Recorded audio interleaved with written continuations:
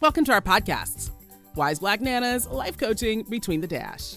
Hey, what do you do when it feels like life has thrown you a few too many challenges, knocked you down, in the bed, hard to talk about even with your best friend challenges, and it feels like the challenges are winning? Wouldn't it be nice to hear from your Nana? Or a stand-in Wise Black Nana? Well, they are Wise Black Nanas, Charlotte Walker, PhD, and Joanne Early, MS, two mature women with over 70 plus years of combined coaching and mentoring, professional human resources, and business experience.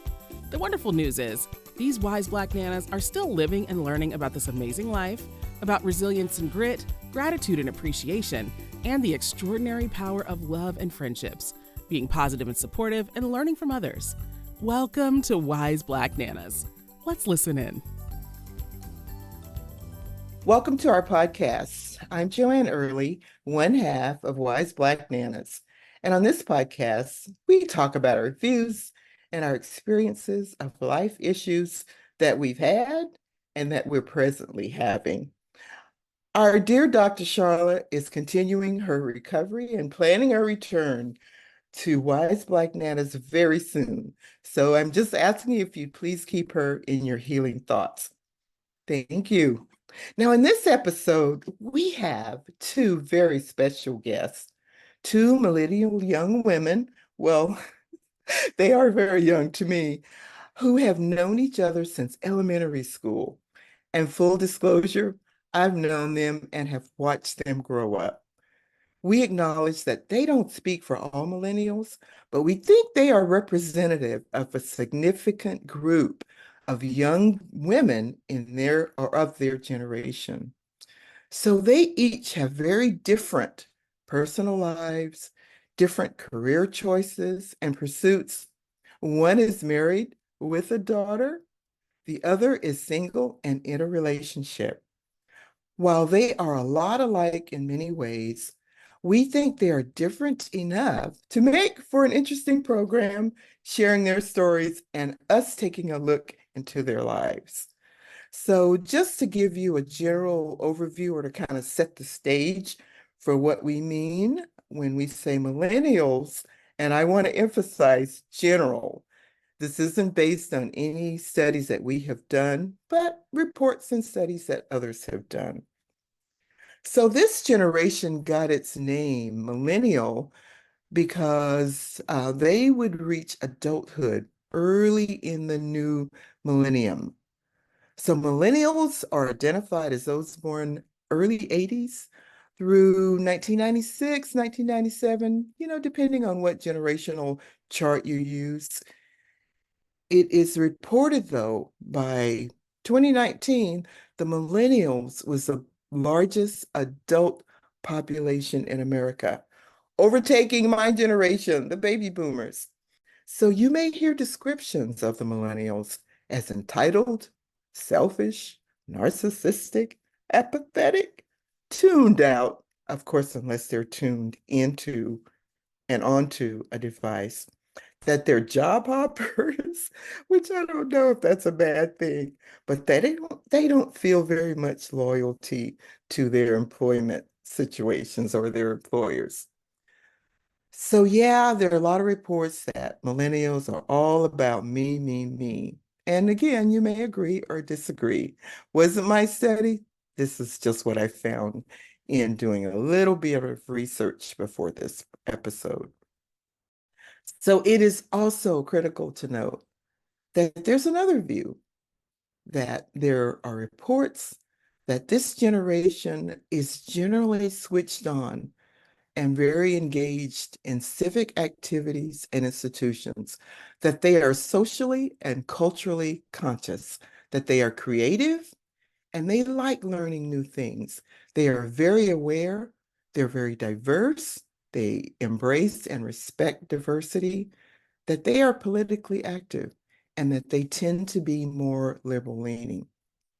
So some studies say that millennials are more interested in immediate gratification and that they've been raised in a world that's highly visible,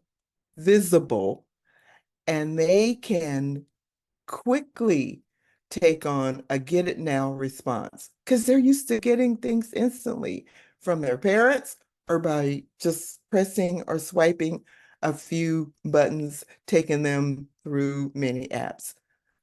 Think Siri when requesting food, getting a ride, making your friends, dates, jobs, quick hookups. Yeah, I know about quick hookups.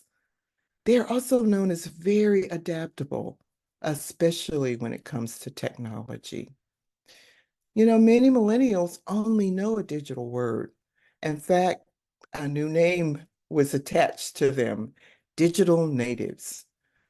They are really the first generation to fully integrate technology into their daily lives. Again, think Siri, think Amazon, Uber, DoorDash, IGFB, LinkedIn, Instagram, TikTok. It goes on and on and on. Millennials are reported to be more likely to spend their money on experiences than on physical possessions. It is reported that they have the most formal education of any generation thus far, even though when many of them graduated from college, they graduated into very dire economic conditions with high unemployment rates, uh, jobs very difficult to find. So it made it hard for them to find jobs in their chosen field. Many of them were and are still underemployed. Millennials get married and have children later. So there may be some correlation to the employment situation and the marriage and having children later. So just to share a personal note, during a recent birthday celebration at our home, many guests were young women in this generational group.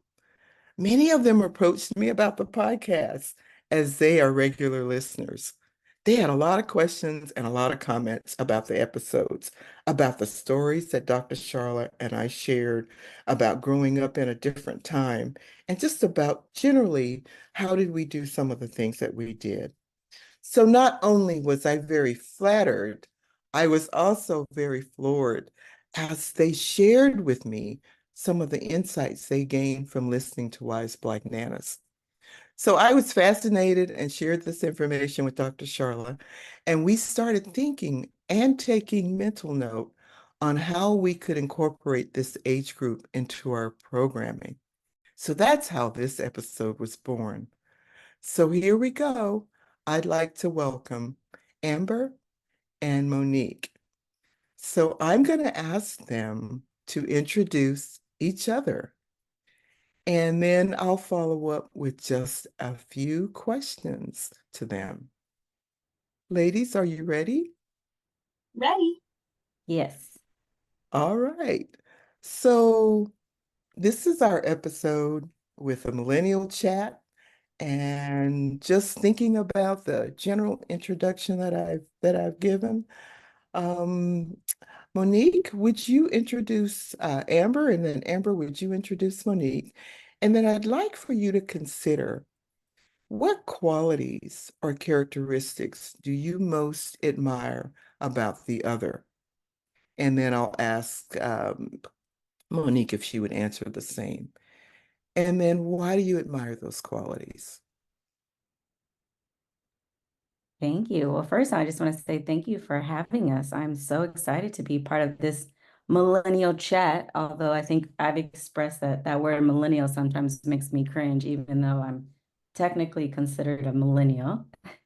But yes, thank you for having us. And I am just so excited to be here and introduce my best friend. For over 30 years, we met in elementary school, which you mentioned. And I just want to share a story because I think it'll help paint the picture of our friendship. So I joined a new school in the fourth grade, and I didn't know anybody. And I remember seeing Amber and thinking, oh, wow, she's like has all the cool clothes on and she dresses so cute. And oh, look at her hair and everybody likes her. And I think either there was some opportunity, and I think I went up to her and I said something about I liked her hair. And she used to wear her hair many styles, but there's one style where it was pulled back into like a low ponytail or a low bun with the part down the middle. I know that has come back. Um, and I said something to the effect of like, I just love your hair. And she offered to do my hair like hers. And when I say, do my hair, I mean, she had the pro style, she had the brush ready. Okay, I came home, my hair was laid back into a tight low ponytail. I think it was a bun. And I remember my mom asking, who did your hair? And I was so proud. Amber did it.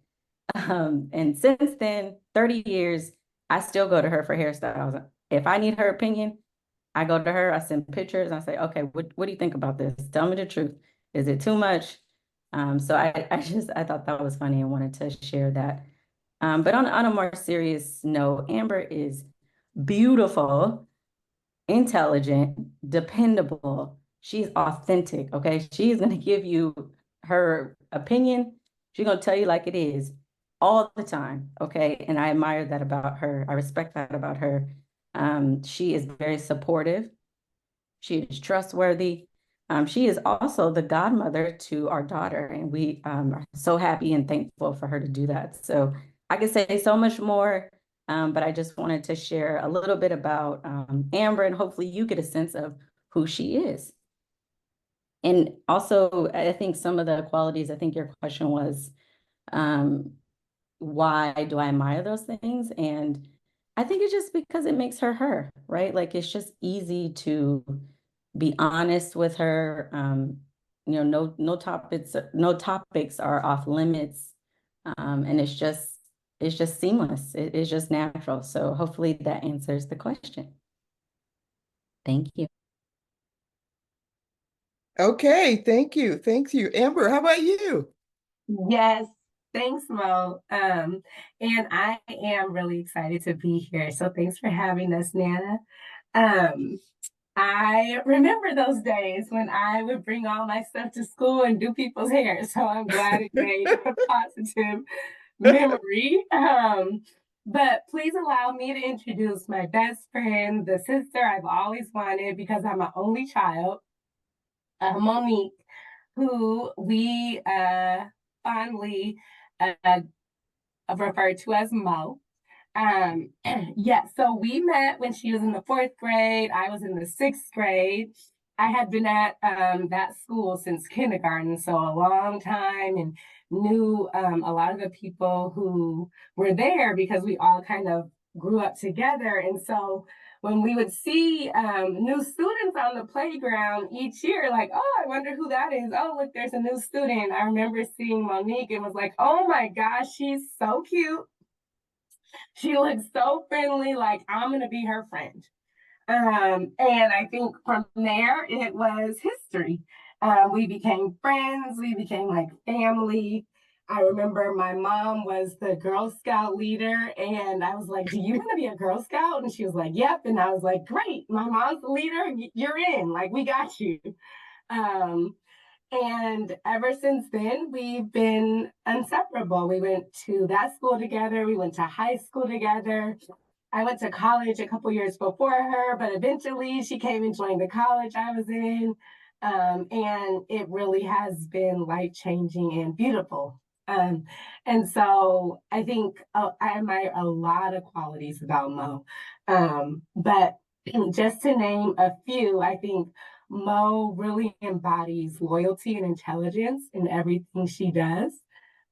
She's thoughtful, she's kind, and that really shines through in her actions and the way she goes about things and speaks about things. A big thing I admire about her is her impeccable fashion sense. Um, her sense of humor is untouched. And she has the most adventurous spirit that's always up for anything, no matter what. Like, we went to Europe when she was very pregnant, and that did not stop her. I loved everything about that trip. Um, I love being able to make memories with her. And I really, really admire her tenacity and strength, especially in how she balances being an amazing mother and wife while still being true to herself and doing what fills her up. She's the absolute best friend. She's always been there for me no matter what. And so please allow me to introduce Mo, the ever amazing Monique. Oh, thanks, Sam. That was beautiful. Wow. Thank you for guys for really just starting us off with again some of those early years and how you met and some of the sounds like you've had some adventures over the years. Um, as you've shared with us some about how you started your friendship. Um, how have you guys maintained your friendship over the years? I heard you speak about a trip to Europe when Nick was pregnant. But how have you guys maintained your friendship over the years? And then thinking a little bit more, are there any don't go there or no zone kind of walls or fences that you guys have up in your friendship? Yeah, I think, and Amber hit it right on it.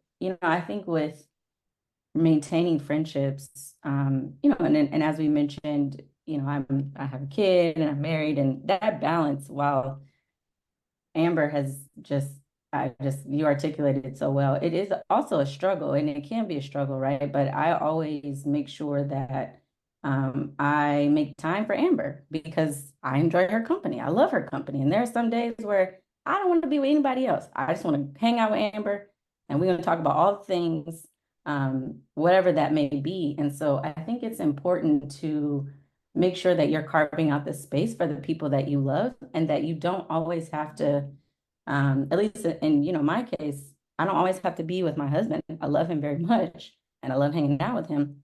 But if Amber and I are going to watch reality TV, I know he's not going to want to do that. Or if we're going to go shopping, he's not going to want to do that. And that's fine with me. And I want that space for Amber and I. And so I think it's important to make sure that you show up for your friends because Amber, might be in a different situation in terms of her relationship, but hey, she might want to go to this, cool thing in Napa.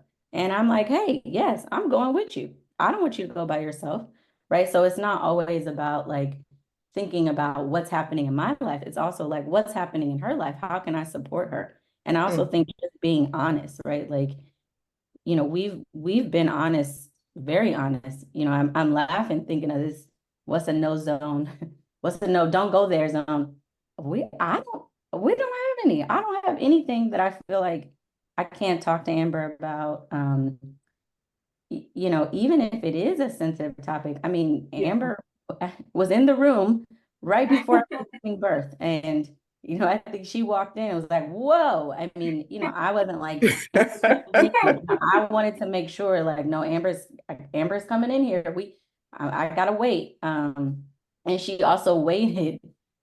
She had a flight, and she waited as much as she could until I delivered. I mean, and, God had other plans, but so there is no zone or nothing that's off, I guess the shelf or nothing that we can't talk about. So again, I just think it's important to nourish those relationships because sometimes people don't do that and that's not cool, right? Because again, you have to show up for your friends how you want them to show up for you. You can't just yeah, expect them to do the things you want to do and not be there. And as Amber mentioned, I mean, she is super adventurous as well, and has planned some amazing trips. Okay. And so I'm like, I want a front row seat because birthdays, trips, we do it and I love it. And we just have so much fun. Yeah, I couldn't agree more. I feel like we've been able to maintain our friendship too because we have a lot in common. yeah, Um, and I think that can be rare as you grow up. But I think what was really great for us was like the foundational friendship as kids. Like I know Nana, my mom knew you, you guys were friends. My mom was friends with Mo's mom, and we all got to know each other as family. And so I think that really, really helped maintain the friendship and really teach us about what it meant to be friends for one yeah. another. And um, I really agree with what Mo said. You definitely have to think about yourself, but in friendships, it's a give and take. And being able to be there for one another and fill each other's cups up and laugh and have fun and make memories. And I think that's what we've done seamlessly. That's really helped maintain our friendship. And yeah, I agree. There's no don't go there zones or nothing I wouldn't share. In fact, Mo's probably the one I would go to first to share anything because there's no judgment. And I think as we've gotten older and more mature and had life experiences, I think being able to be honest with one another with no judgment Mm-hmm. really does help sustain a true quality friendship. Yeah. Yes. Mhm. Yeah. Yeah. Wow. Thank you guys for sharing that. I noted made a note of a new phrase, showing up for your friends, because I have said and maintain over and over again to have a great friend, you have to be a good friend. And Yeah. it sounds like that's kind of at the base of your long and remarkable friendship. Wow, thank you guys for sharing that. You touched on this a little bit, but I'm going to ask you again. When asked what relationship advice you'd give friends or women about finding the one, again, Monique, you're married. Amber, I know you're in a relationship. So, how would you describe, kind of three things that make your marriage or your relationship work? In other words, kind of what advice or what would you say to someone that's inquiring? And we are inquiring. You know, Amber? yeah, I would say in terms of just relationships in general, like don't rush it. They come when they come. I think, at least for me, as like a little girl, a younger woman, it's like, oh, by this age, I want to be married, I want to have a kid, I want to have this. And like, really, you have no control over that. Like, things happen when they're supposed to happen for you. And I think that was like a big lesson I had to learn. Uh-huh. Um, and really to know your worth and to not settle just because society might be telling you at this age this is what you should be doing, or you Yeah, go to yeah, those family functions or those things and they're like, so do you have a boyfriend yet, or are you getting married yet? right. And to really not succumb to that pressure to just find any old person, because uh I'm gonna just say men come a dime a dozen. You don't need to settle. Uh-huh. And the right person will be there for you. And so I think if I think about things that make my current relationship work, Mm-hmm. um, I've heard from a lot of people and really feel this deeply that like we actually like each other as people. Yeah. And we have fun together. And Uh-huh. we do things together. I think another thing that makes it work is allowing him to be his true authentic self, Mm-hmm. um and me being able to be myself too, and not saying that there's not times when we don't get on each other's nerves, because we do, but knowing that my purpose is not to change who he is, um and I feel like he's not trying to change me either. And then I would say the last thing is probably communication and understanding. And again, I think I'm not going to speak for all men, because there's some who are fabulous communicators. But in general, I would say, in my opinion, women communicate a bit better than men do. And so having patience, but like really working on communication and understanding what each other have to say, even though it might not be communicated in the way we would initially do it, but really seeking to understand. Got it. Got it. Wow. Yeah. Lots of good tips in there. Right. Okay, the Right. married one. How about you, Monique? I mean, those are great. I'm like, a lot of those apply, I think, if you're married, but I would say maybe before the marriage too, is like someone that you can be friends with. I think sometimes even like a younger version of myself, right? You think this is the way, this is the marriage I thought I would have, or like I should be with this person because, and at the end of the day, like, you're not always going to look the same, right? And things happen. And so while I think physical attraction is definitely important, it really is, do you get along with that person and can you all be friends? At least with my husband, I think, we were friends before, and it's easier, in my opinion. And this is my first marriage and hopefully my only marriage. Just our friendship and having that connection makes things a lot easier, right? Because it just feels like there's no expectation for me to be quote unquote a wife. Like I am who I am. He is who he is. We're friends and we're just chugging along through life as best as we can. Um, so I think, yeah, just having that friendship, right, is really important. And then I would say, as a married woman, I'm learning this still, compromise, right? Like, oh, who Mhm. wants to do that? But you, you have to, right? You have to know the things that you can let go, right? Everything doesn't have to go your way. And Amber mentioned this earlier. I'm an only child, and I, grew up doing the things that I wanted to do my way. I didn't have to share, right? Which is again why Amber and I work so well together, right? Because this is the sister that I've always wanted. Um, but you got to compromise, right? Like, for example, if I want our bedroom to be pink and all these, feminine colors, my husband's gonna remind me, like, I don't like that, right? And not to say that there's anything wrong with pink being feminine or masculine, but just to say that, like, it's not all about what I want, and I have to be okay with that and have to consider, what he wants. And Amber often reminds me of that, because often I'll say, girl, I want to do this, and he is saying no. And she's like, you have to remember, like, compromise, okay, what are the things that you really want? So I think that's also important. And then for me, and at least for our relationship, I'm away. I'm just not, and this only, maybe this is not advice that applies to every marriage or every couple, but I think it's so important to have time away from one another with friends.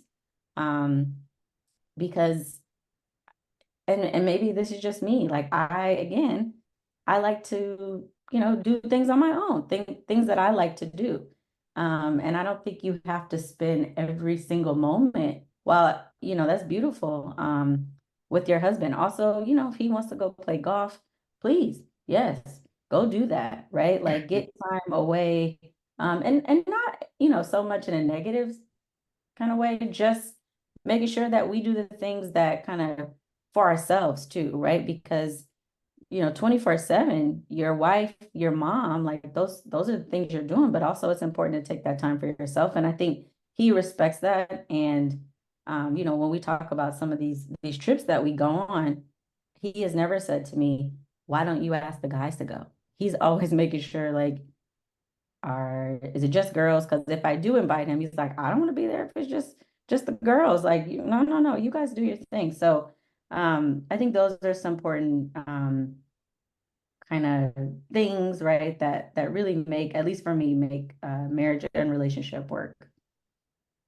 Yeah, wow. Lots of stage. Gee, you guys almost hey, what do I say? It's like y'all are wise black nanas in the making. I'm telling you. I'm telling you. Thank you. Thank you for sharing that. Let's switch a little bit about both of you guys are very busy. You have intense jobs. You've got all this technical and social media stuff that, I'm sure you're hooked into and connected with. How do you describe, how do you balance work, friend time, personal time? Monique, I know you have a little girl. How do you balance that? And if you could, what would you do differently, if anything? I could start first. I struggle with this. This is not something that I have an easy answer to. I will say really quickly, for social media, and Amber knows this, I'm the last person to do anything on social media. I'm trying to get better. I'm working on it. But I often kind of, I don't want to say I take breaks, but it's just sometimes social media is just not at the forefront.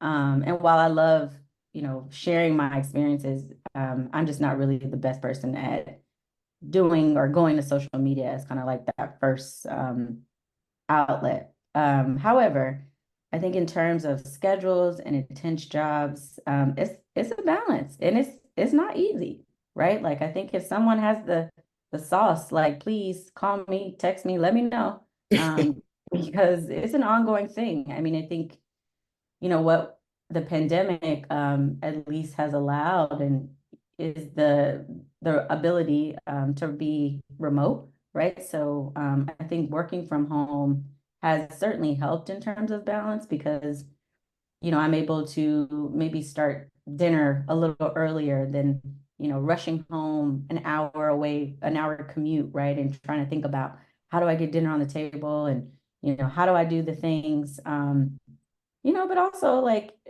our daughter is very active in terms of she might be into too many activities, but she has quite a few activities and, she can't drive herself, right? So getting her to those activities takes time. And so it's all balance. And look, there are some days where it's not easy, but I think having, friendships like, Amber, like making sure that you set aside time to either, go outside and lately for me, it's been also working out, right? Like mentally, that's been helping me with work.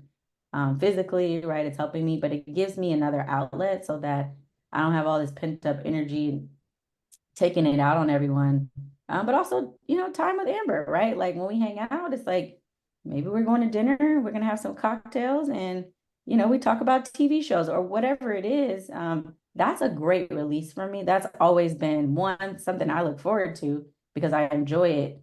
But also, like I just feel relaxed after that, right? Then you recharge and you get ready for the next week. So Mhm.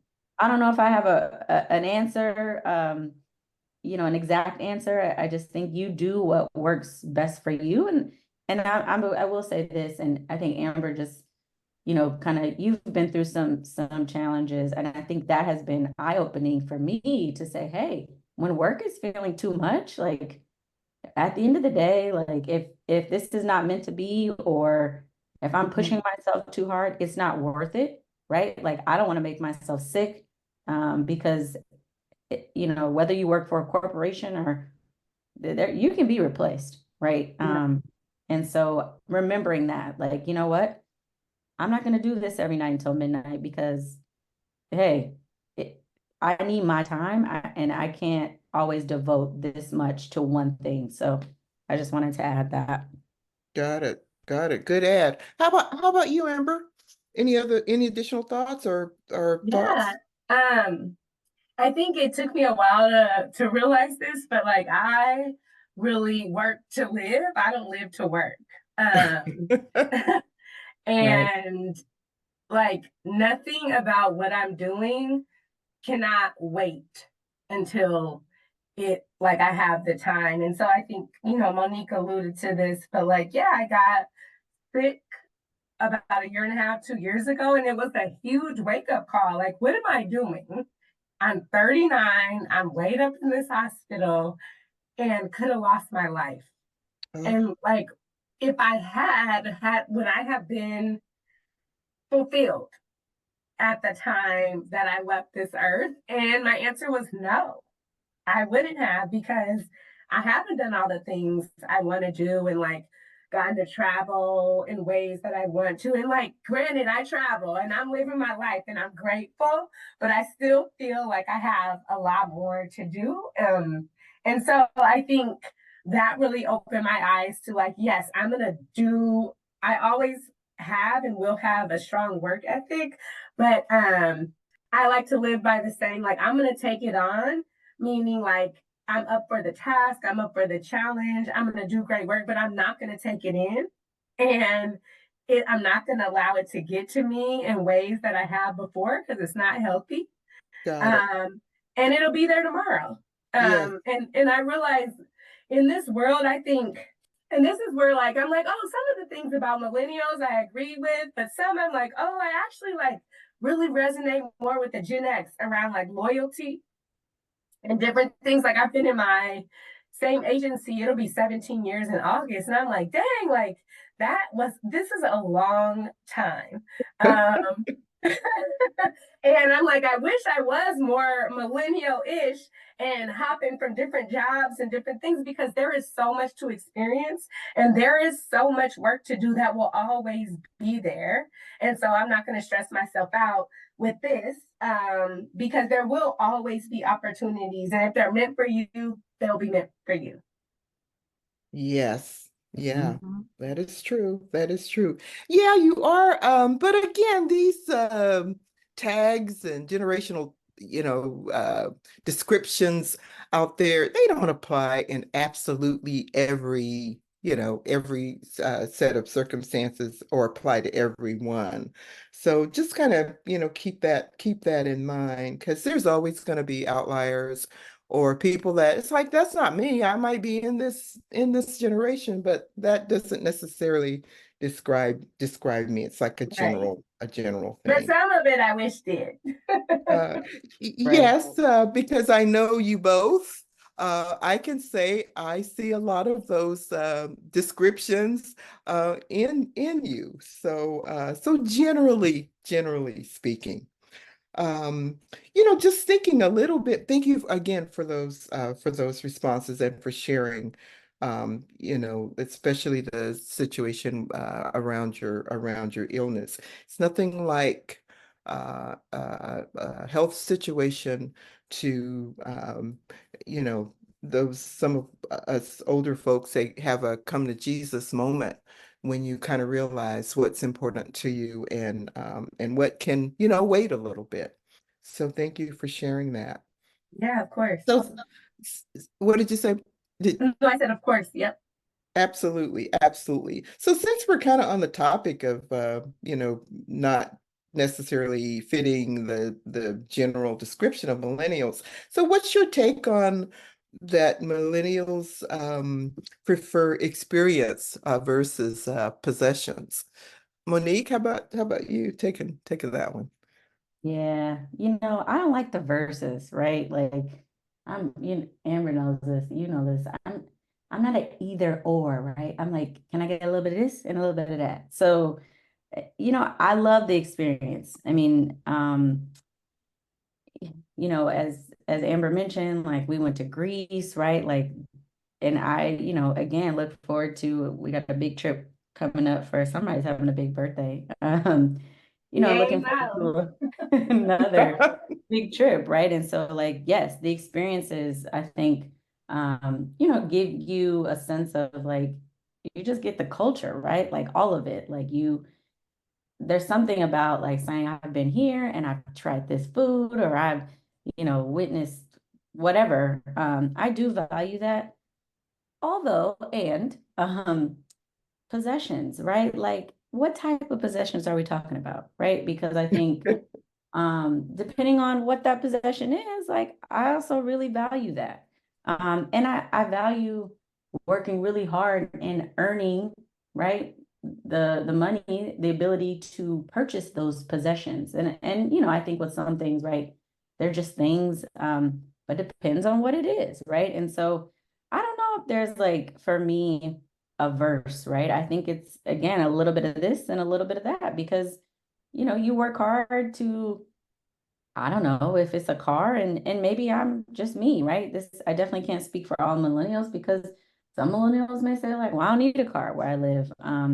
Whatever it may be, like the possessions I think have value. So I can't say that I agree with the verses, right? Like I need a little bit of both in my life. Okay. All right, Amber, any thoughts on that one? Oh, I definitely agree with that. And I have been like I think as I've gotten older, like travel has become really important in my life because it like opened my eyes to realize the world is so much bigger than this pocket we're living in the Bay Area. Yes. And Mhm. being able to experience that has been enlightening and like humbling in many ways. And Mhm. so I think I value it much more than I did before, but I agree with Mo. Like, I want to be able to buy what I want to buy when I want to buy it. And sometimes that can be a really expensive item, and sometimes it could not be. But I just really like that pair of jeans or something like that. And so I think there is a balance, and I like both. Mm-hmm. Okay, all right, fair. That's fair. So, what's your go-to to keep your sanity? I'm not saying that you lose it. I'm just asking, what thing do you do just to stay centered? And why is that? Amber, wanna? Um, Honestly, like in full transparency, my go-to is reality trash TV. Like Oh, I I can't get enough. I watch any and every show. Because it really allows me to like decompress, relax, and kind of, I think, mentally tune out in a way that I have to be on and on the go all day, every day at work. And yeah, so to be able to watch that and laugh at the foolishness that is taking place, or to be like, wow, they're doing that and they're going through that on national TV. What I'm thinking about right now is not that like it's not that hard. It's not that important, and I'm gonna make it through. Just gives me a little bit of perspective, but also like in a really fun way. So I will say that I record everything on DVR, and I watch it. And I just think TV in general too. I think my parents. I grew up as an only child, and I was definitely involved in a lot of sports, and I had a lot of friends, and got to spend a lot of time with them. But like TV also was like a friend for me yeah, as a yeah. kid.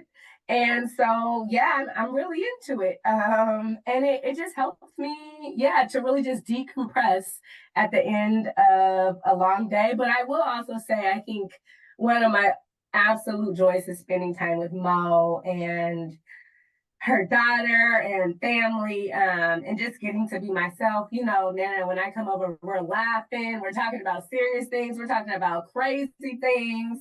And it fills me up in a way that I couldn't imagine not being able to experience. So that's what I do to sustain. All right, I love okay. that. Monique, how about you? I knew Ams was going to say that reality TV. I wish. She's always trying to tell me, girl, you got to watch this show. And I think my problem is I just cannot sit long enough to really enjoy it. Or I realize, oh my gosh, 3 hours has gone by. OMG. But it is, I totally agree with Ams. You know, I thought about this and Amber knows me, you know me. I cannot just have one answer because there's not just one thing. Lately, it has been working out, right? And again, not working out because I mean, who doesn't want a great body? And I'm not saying that I have a great body, but who doesn't want that as a goal? But also mentally, like something happens when I am at the gym and I'm, pushing to get wherever I'm trying to go. And I don't know, it's just there's this mental release for me. So lately I've been trying to lean on that. I just got on the bike last weekend again. I was super sore, but I got on that bike. And I made my daughter come. She was struggling, but she got on that bike too. So I think that is one. There is Mhm. another I think being outside for me, right? So as Amber alluded, like definitely love meeting up with Amber, and Amber knows I love wine, right? And not love wine because, I like a little drink every now and then. I like wine because I like the flavor. I like to pair. I'm really into it. And so having that glass of wine sometimes for me, and if I'm hanging out with Amber, if I'm at her house and we watching this reality TV show, that is a good way for me to keep my sanity because it's like, okay, I'm gonna just sip this wine and just be calm. And then also I think, to Amber's point, family, right? And Amber is certainly Mhm. family. And I like to cook. Now I will be super honest. I have not been cooking as much lately because I feel like the work has been a little hectic, but I love hosting. I love entertaining. I love having people over. I think in the pandemic we were doing like Sunday dinners. Yeah. Yeah. having Amber come over, we cook, right? We pour that Teaching me wine. how to cook because I hate it, but Yes, yes. You're doing fabulous. Um, and having, a grandfather over, and I just think I love that entertaining community, right? Like, or if it's a new charcuterie board we're trying to put together for a party, right? We do like an annual, and I say we because I don't, ask Amber. Now this is the Mo and Am's party now, but a big annual party usually during the holiday times with our friends, and I just absolutely love that. It's usually crazy, leading up to it, and my husband's mad at me because I'm like, can you pull that down? Can you wipe that off? Can you do this? But I just love entertaining and hosting, and so while it might seem like the opposite in terms of sanity, I just get so much from it, and so yeah, I think, depending on the season, but definitely at least once a year, or actually for my birthday too, right? We do these large Mhm. parties, and for Amber's birthday. So all of that I think helps in terms of maintaining your sanity. Great, great, great. So what life advice would you give a young Amber and a young Monique as you're kind of just starting out, maybe just starting out and you're, 19, 20 or whatever.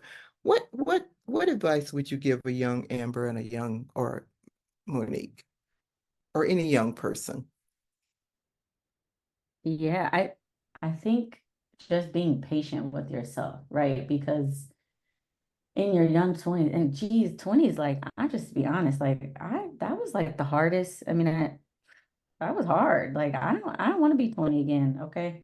I think I really enjoy being in the 30s, and um, looking forward to the 40s as well, but you're just trying to like prove yourself, and you're trying to figure yourself out. And I think just being patient, right? Like Amber said this earlier, like letting some of those things come to you, whether it's relationship, friendships, and sometimes you have to shed some friends, right? You might realize that they don't bring you joy. And so I think just being patient, right? Like maybe it's like, I want that job. I want it so bad, and I want to work so hard. And it's like, that's great. Push yourself, work hard.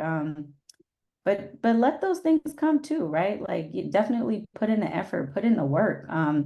But you'll get to that point eventually, and don't let it make yourself sick, and don't compare yourself with what other people have going on, right? Just Hmm. because that person has finished, maybe an executive or an MBA, like that doesn't mean you have to do that too. Certainly, if that's something you want to do, pursue it.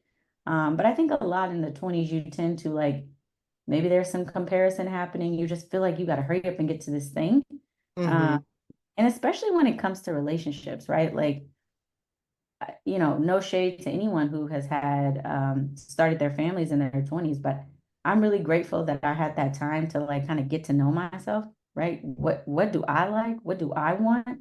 Um, and then, being at a place where I feel like, okay, now I can be with this other person. Hmm. So I think that's important too, right? Getting to know yourself, what you like, what you don't like, and be okay being by yourself. And I think I've actually learned that from Amber a lot more, where it's like sometimes just being by yourself is great, whether you're watching TV or cleaning, organizing at a movie, like whatever it is, like, because I don't think I did that enough.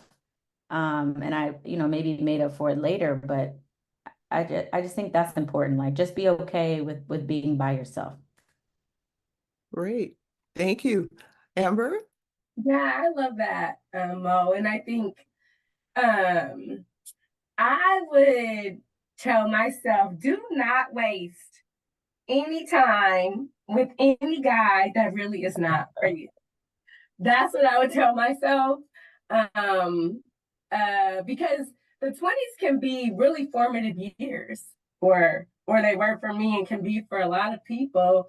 And so I think as a younger me, I would like, you know, there's more fish in the sea. Don't waste time on that guy. And I think it would also be, yeah, like Mo said, removing the pressure and the comparison to other people. Um, I think I would also share, life is short, so live it to the fullest. And that doesn't mean live it foolishly, Mm-hmm. but live it to the fullest, because you never really know when when things are going to happen, regardless, whether that be, my parents passed away, I wasn't expecting that, or getting sick or whatever. You just never really know. So Right. I just say live life to the fullest, but be responsible. Um, and yeah, don't compare, because things will come and happen for you when they're meant to be. And to always know that, or what I found is, it will all work out. It may not work out in the time that you want it to, but it will. Yeah. Yeah. Wow. That sounds like wise Black Nana advice. It really, it really does. So, ladies, with so much going on in the world today, just from every corner of your lives and from all kind of perspectives, what keeps you up at night? Monique, what Hmm. keeps you up at night? Oh, this is a hard one. Lately, lately, just like safety, right? Because I think so much is going on in the world, and just making sure I'm ready at all times should something pop off. But that's also just my mindset sometimes. You know, just the safety, also of my daughter, right? Like just making sure that and praying, right, that she's never in a situation where her safety is at risk. You know, Yeah, you see all these terrible, awful things happening, just with the gun violence. And, we've unfortunately known many, who have lost their lives. And that is one thing where it's like, geez, I just pray that, as a that's not my daughter's experience, and also that doesn't have to be anyone else's, right? I think that is one thing. And sometimes I'm like, sometimes I'm thinking about work late at night, right? And I shouldn't be. But I think as a whole, and also the state of the country, right? And I don't want to go down the political rabbit hole, on this episode, but just making sure that who is going to run this country, are we in good hands, right? Like, all the things. So I don't know if those were great answers, but I think more so lately it's been safety. they are great answers. They absolutely are. Amber, how about you? Yeah, I think honestly, um, I've been feeling pretty balanced this last like year. Hmm. Um, but what keeps me up from time to time is just like, I think the state of the economy, and really the cost of living in the Bay Area. That's Yeah, what keeps me up at night. I feel like it's not meant for single people. yeah, Um, and what am I gonna do, or what can I change and do to like just, I think, make more money, and or invest in different ways so I have more money, right, in order to do all these things I want to do. So I think that's what, like, it keeps me up in terms of like just thinking about what else is out there, what else in terms of the economy can be offered that I can really make use of or take advantage of to support myself long term. right, right, right. Wow. Very, very insightful answers, both of those. Hmm. So do you guys think, there's a saying, you can have it all. Do you guys think that's real or realistic to even think about that? I mean, can you really have it all? And at this point in your life, and I realize you two are still very young and young in life, at this point, do you even care to have it all? What do you think, I Amber? I mean, I think you can have it all, because having it all is relative to the person, which I think is what makes it beautiful and attainable. And so having it all might look very different for me than it does from someone else.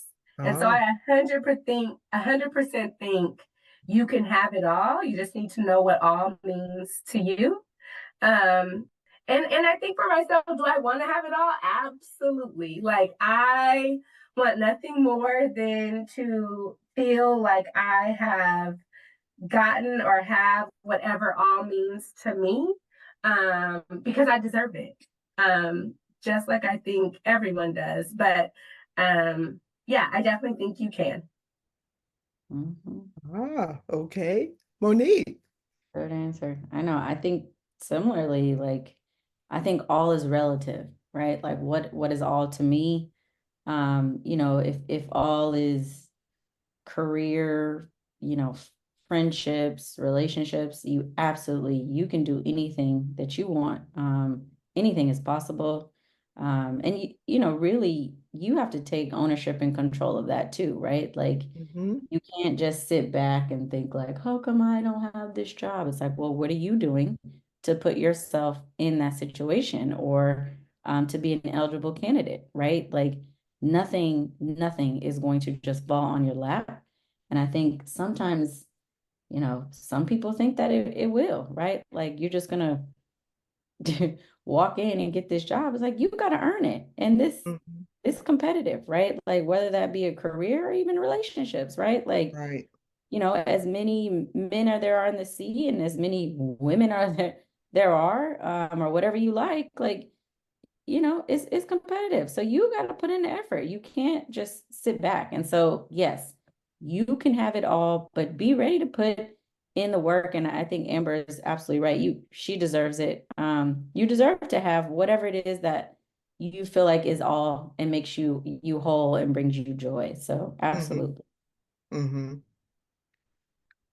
Okay, thank you. What about this? What about purpose? There's continuing buzz on having a purpose-driven life, and you must have a purpose or know your purpose. What are your thoughts on purpose, life's purpose? Give me some conversation on that. I feel like my answer is not going to be that great, but I'll go here. Um, I struggle with this too because I think I'm still trying to sometimes figure that out, right? Like, I don't know if I wake up and think like, what is my purpose in life?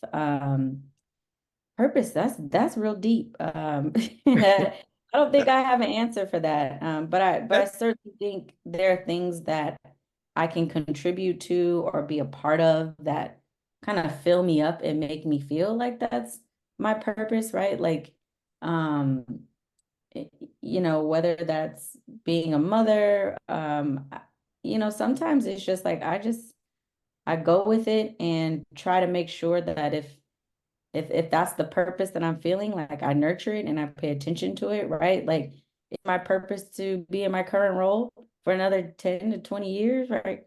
I don't know. Right? Like I just think that's hard for me. So I'm sure Amber will have a much better response than what I'm giving you. No, I mean I agree. I don't know what my like sole purpose is. I think depending on what we've all gone through, like each moment can serve a purpose. But Mm-hmm. when I think of purpose, I just think of teaching and like lessons learned. Yes. And that was like, that could have been the purpose for me to be there in that moment at that time, is to continue to learn and grow in my journey. So I definitely resonate with you, Mo. Like I don't know what my purpose is, but I think when I think about what purpose is, Mhm. um, it's about digging deep and like finding what really resonates with your core values and or your passions. And like I said, I think it's more about learning and more about the journey and growth that really comes from pursuing what you love, Yes. um, and what you want to achieve in Mhm. certain things in your life. And I think, purpose can serve many things, but I think it really supports in giving direction and meaning to lives. And that could be very different for very for different individuals and different Yes. people. Right. But when I think about purpose, I just think about it being like journey and growth, to be able to like do what it is that you want to do, and really then being able to align my actions with what genuinely will fill me up. I love that. Great. Great. Great. So I'm going to switch it up just a little bit here and just ask you, what's your favorite vacation spot and why? It was also hard because clearly I am not someone who can commit to one thing, because I love all the things. I love all the vacation spots, all the places. Um, I'm just saying, we went to Turks and Caicos, was that 2, 3 years ago?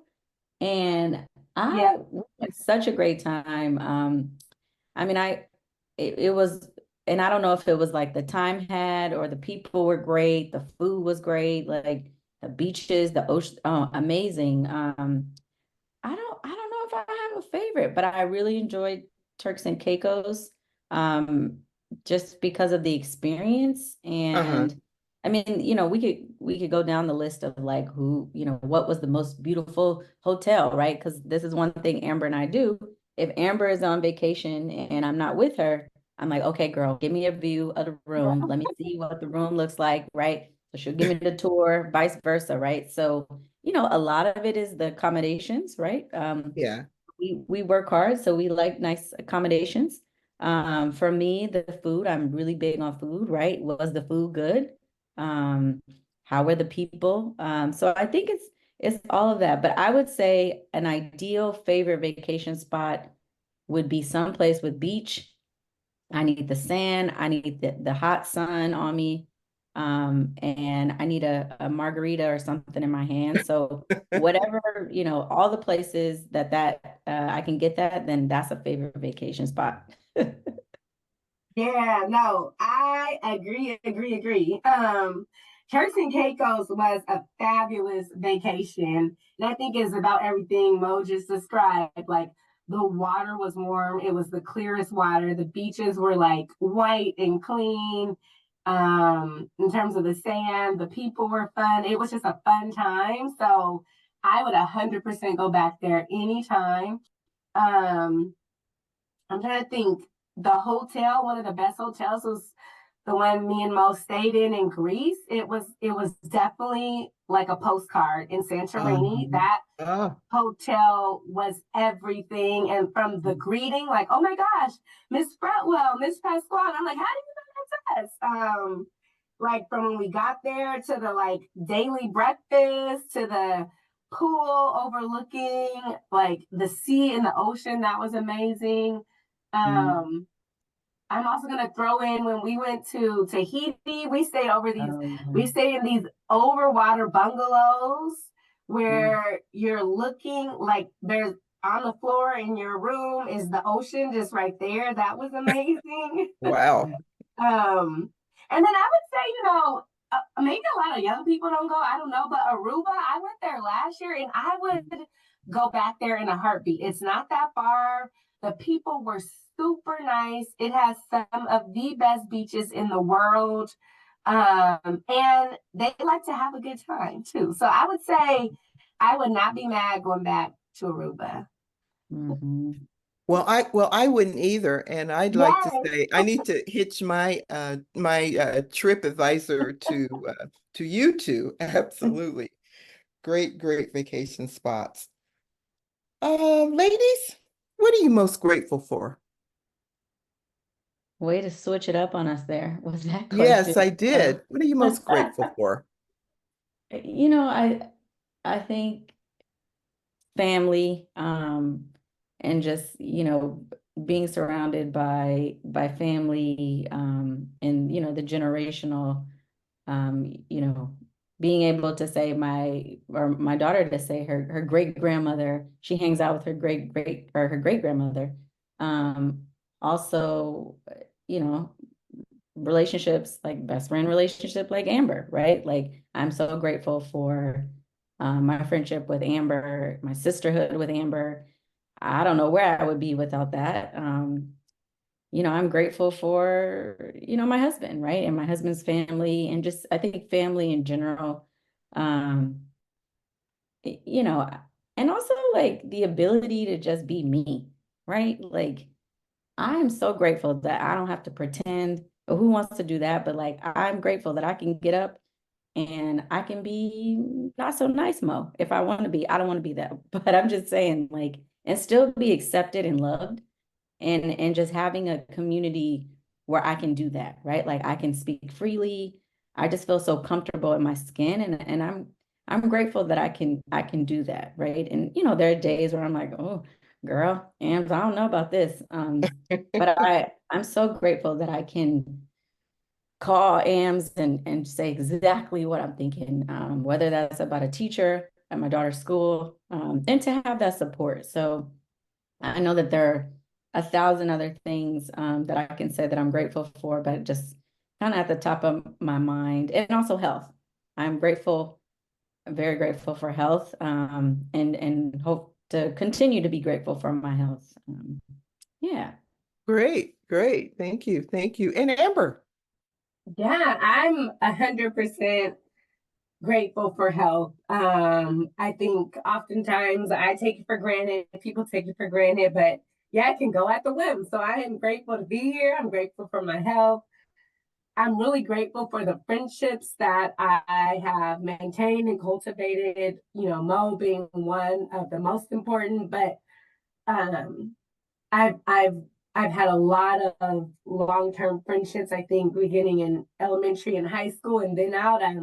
One thing that really I'm proud of and I'm grateful for is our friend group. We've all known each other since Mhm. elementary or since high school and have maintained really great connections, and that's really rare. Mhm. But I think the education that we've all been provided in terms of the schools we went to and going to an all-girls high school Mhm. in Oakland, that really cultivated strong foundation for friendship and womanhood. So I'm grateful for those experiences. I'm grateful. Yeah, I think I'm grateful for life Mhm. and being able to like have it, especially like here currently now, like I said, in the Bay Area. And I'm grateful for the life I've been able to cultivate for myself. And then I agree with Mo. Like I'm grateful to be able to be who I am unapologetically, and not saying I don't have a ton to learn and a ton to work Mhm. on because I do. But I very much feel like I'm able to be my authentic self. And then I think lastly, which I don't ever really think about, but like just meeting different people and hearing about their experiences, whether they're immigrants from another country or refugees, like, wow, I'm grateful for the life that like I've Mhm. had and couldn't imagine having to flee my country like Mhm. for risk of actually losing my life. So I'm just Mhm. grateful for like, yeah, where things are right now and where they have been to be able to be here today. I love that. Wow. Wow. And can I just add to like shout out to our elementary and high school because I mean, as Amber mentioned, like we have some friends that, in this friend group as well. We've been friends with a lot of these folks, women, men, right? Mainly Mm-hmm. women for me is since the fourth grade, right? And since high school. And that's a beautiful thing. And not all of us have, I've had to cut some friends. But again, just like not many people, like I know when I meet new people and they're like, wait a minute, you are friends with someone from elementary, from high Right. school? And that's so much, there's just so much value there. And so I just think to your point, it's like the education, the community that we were around and supported by, like really helped nourish those foundational skills. And so I'm forever grateful for that. And also making, new friends, right? Like Mm-hmm. I'm not always looking for new friends. I'm like, no new friends. But sometimes we're fortunate enough to meet people from, like you said, different backgrounds and Right. uh, really have these bonds with folks who, didn't have our experience of, going to school in Oakland, but we could tell them all about it. So I am grateful for that. Right. Wow, wow, lots of good information, lots of sharing. I just want to thank, and again, I gave full disclosure, I think I did anyway, that I have known both of you a long time. And I'm very proud of the young women that you've become. And I am especially proud and excited that you two have such a strong friendship. If that's your superpower, I'd say definitely the power of friendship is alive and working. So I want to thank both of you for taking the time to share quite a bit of yourselves with us. And as I said, and you've said too, you don't speak for the whole millennial generation. However, you do speak for a pretty representative group. So, on behalf of Dr. Charlotte and myself, we hope you, our listening audience, have gained even one insight or heard something from the millennials that inspire you to learn more, to do something, to take some action. We know this podcast is not for everybody, and it is for a lot of somebodies. So, we want to leave you with a little something to think about, a quote or a saying or a comment, and we call those Nana-isms. And because we've had such a strong representative of the superpower of friendship, we want to leave you with this quote from Eleanor Roosevelt. Many people will walk in and out of your life, but only true friends leave footprints in your heart. And I think we had an excellent example of that this morning with our millennials, Amber and Monique. And again, I want to say thank you. So thank you and take care. That ends episode 12. Please subscribe to our podcast and do leave a comment on our Facebook. Take care. Thank you so much. Thank you. Yay. Thank you for tuning into our podcast, Wise Black Nanas. New programs of Wise Black Nanas are on the 1st and 15th of each month. Listen in as you learn more about Wise Black Nanas, Dr. Charla Walker and Joanne Early. They are everyday nanas. They are not famous, not celebrities or rich, well, rich in life and its experiences. We want you to come back. Tell your friends. So, look for Wise Black Nanas podcast wherever you find your favorite podcasts. Learn more about them and the coaching services they offer at www.wiseblacknanas.com.